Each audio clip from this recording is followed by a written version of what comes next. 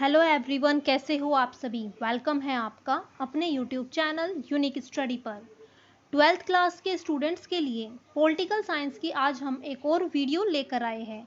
ये आपकी second book का चैप्टर नंबर 2 है, एक दल के प्रभुत्व का दौर। तो ये पार्ट फर्स्ट है। इस पार्ट में हम इस चैप्टर के जितने भी लॉन्ग क्वेश्चंस हैं उन सबको हम कंप्लीट कर लेंगे।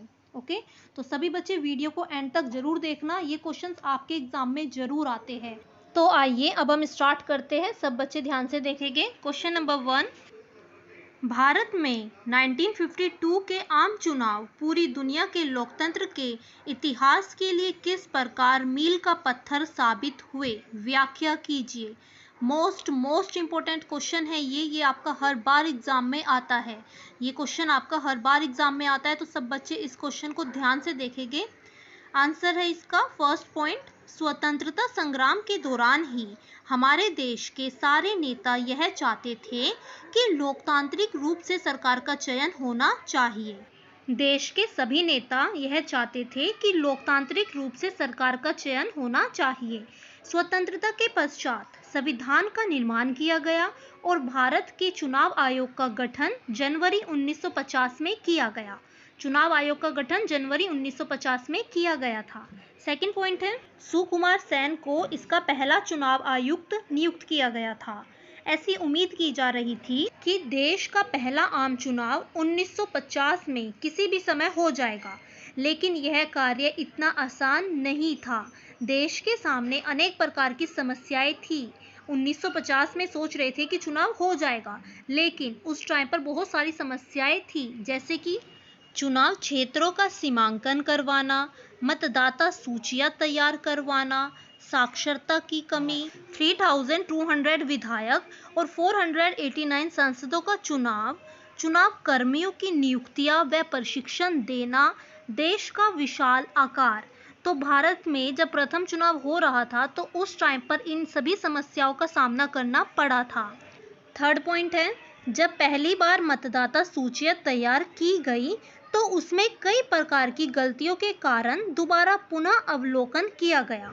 जब पहली बार मतदाता सूचियां तैयार की गई थी तो उस समय कई गलतियां सामने आई थी, जैसे कि मतदाता सूचियां में महिलाओं का नाम नहीं लिखा हुआ था, क्योंकि उस समय महिलाएं अपना नाम नहीं बताती थी। जब पहली बार चुनाव करा रहे थे तो उस टाइम पर जो मतदाता सूचियां तैयार की गई थी उसमें महिलाओं का नाम लिखा हुआ नहीं था, क्योंकि उस टाइम पर ज़्यादातर जो लोग थे वो पढ़े लिखे हुए नहीं थे, तो इसलिए उस टाइम पर महिलाएं अपना नाम नहीं बताती थी। वह बता देती थी जैसे कि चिंकू की मम्मी, पिंकू की मम्मी, तो इस तरीके से वो अपना नाम लिखवाती थी, लेकिन अपना नाम कभी भी डायरेक्ट वह नहीं लिखवाती थी, क्योंकि उस टाइम पर जो ज़्यादातर लोग थे वह पढ़े लिखे हुए नहीं थे। फोर्थ पॉइंट है आपका, देश का आकार भी बहुत ज़्यादा बड़ा था और मतदाताओं की संख्या भी काफ़ी ज़्यादा। उस समय भारत में मतदाताओं की एक बड़ी संख्या गरीब और अनपढ़ लोगों की थी। मैंने अभी आपको बताया था कि उस टाइम पर ज़्यादातर जो संख्या थी वो गरीब और अनपढ़ लोगों की थी।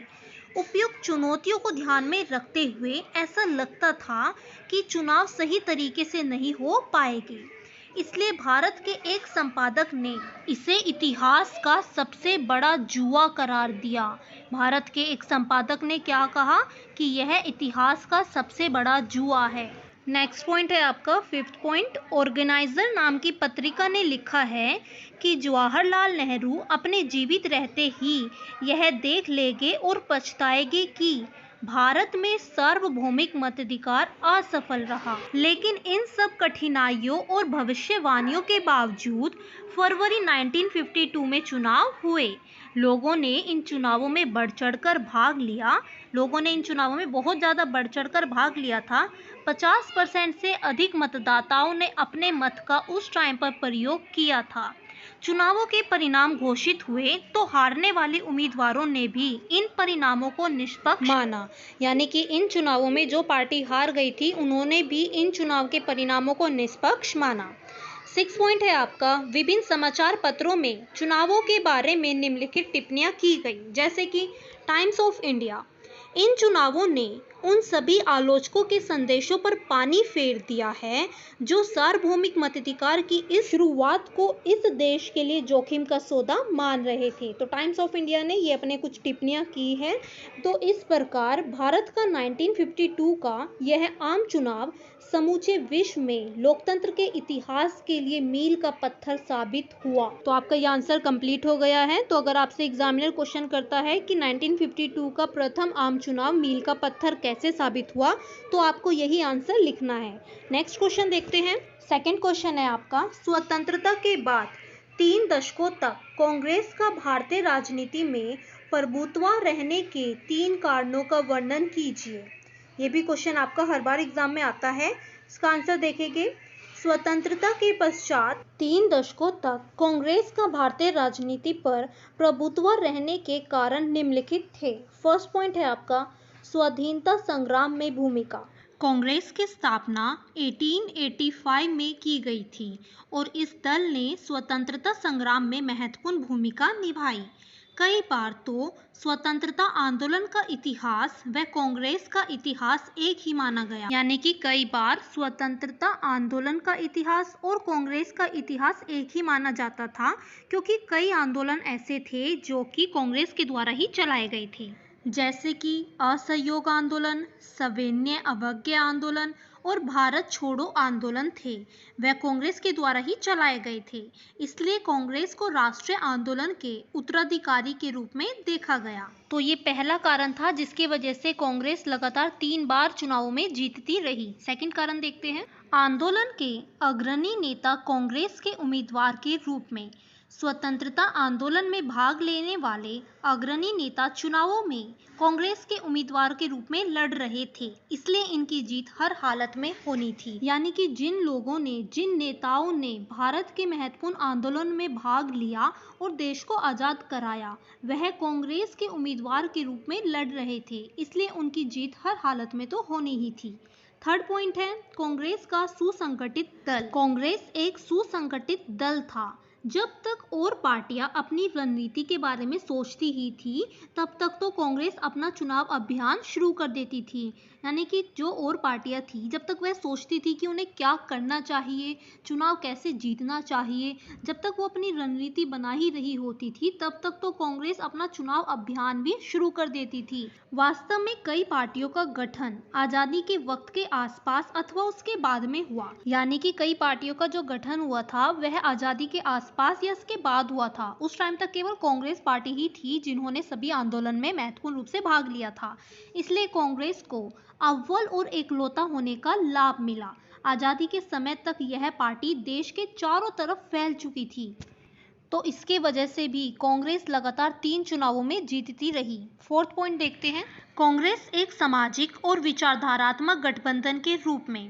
कांग्रेस में प्रारंभ से ही हर वर्ग, क्षेत्र, विचारधारा, भाषा और हितों के लोग शामिल थे।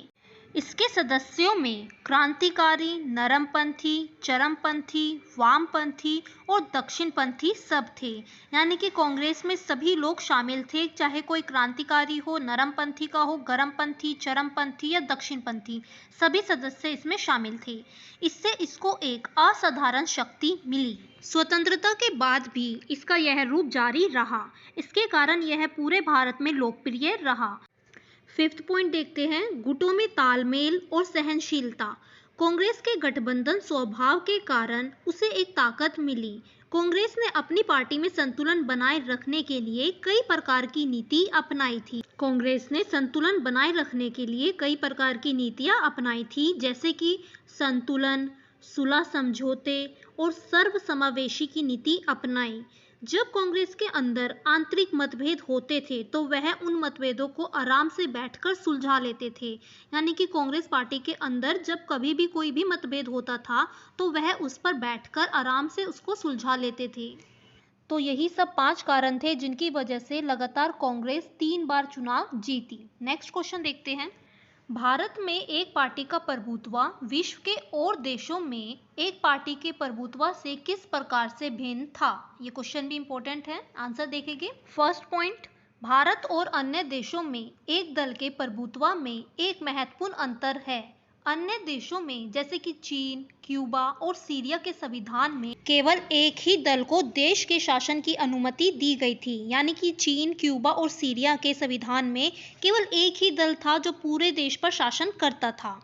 सेकेंड पॉइंट, म्यांमार, बेलारूस में भी केवल एक ही दल का प्रभुत्व कानूनी और सैन्य उपायों के द्वारा स्थापित हुआ। यानी कि म्यांमार, बेलारूस में भी जो एक दल का प्रभुत्व था वह कानूनी और सैन्य तरीके से था, ना कि लोकतांत्रिक रूप से। थर्ड पॉइंट, मैक्सिको में चुनाव के नियम इस तरीके से बनाए गए थे जिससे कि हर बार PRI की जीत हो। मैक्सिको में चुनाव के नियम इस तरीके से बनाते थे जिससे कि हर बार PRI की ही जीत हो, और वह सभी चुनावों में हेराफेरी और धांधली भी करते थे। इन सब के विपरीत भारत में एक दल का प्रभुत्व बिल्कुल अलग प्रकार का था। भारत में एक दल का प्रभुत्व लोकतांत्रिक रूप से था। भारत में चुनाव निष्पक्ष तरीके से होते थे। अन्य दलों को भी चुनाव लड़ने की अनुमति थी, लेकिन इन सब के बावजूद भी कांग्रेस लगातार 3 चुनावों में भारी सफलता प्राप्त करती रही। तो इस प्रकार निष्पक्ष चुनाव में कांग्रेस को एक के बाद एक चुनाव में जीत प्राप्त हुई और देश में एक दल का प्रभुत्व रहा।